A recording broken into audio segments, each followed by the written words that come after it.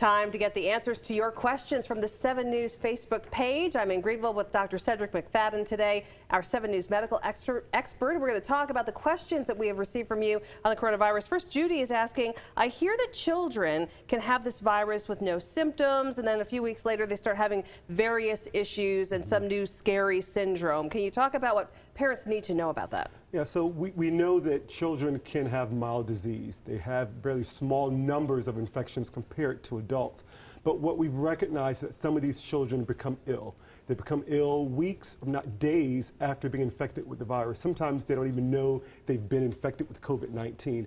But this new syndrome is called pediatric multisystem inflammatory syndrome, and it's seen in at least 17, 18 countries around the country, and it's relatively rare, but it can produce other symptoms, such as the fever, the rash. It can also produce GI symptoms, really reddened eyes, and it can be treated if caught and, taken to the hospital with appropriate So those attention. kind of symptoms are things parents need to report to the doctor? They need to be reporting that, and certainly if you're having any severe symptoms such as chest pain or trouble breathing, Sure. you don't want to wait to call, you want to get to EMS or to the hospital very quickly. And Dr. C, somebody's asking, should people wear masks now that we have reopened so much?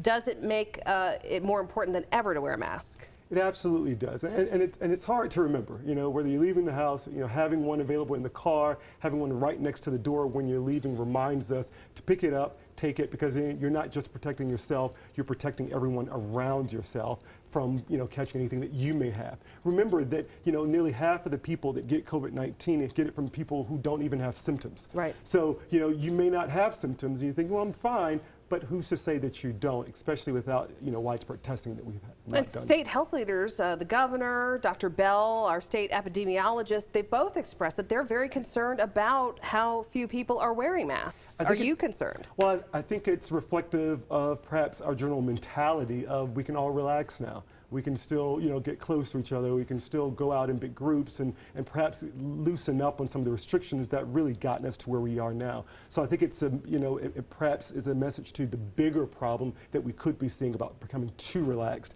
at this very critical time. And what about, somebody posted, I had a conversation on my Facebook page about wearing masks, and somebody said, I just hold my breath when I go by people, which, and not being funny. I mean, Yeah. seriously, she's using that as a technique. Is that enough?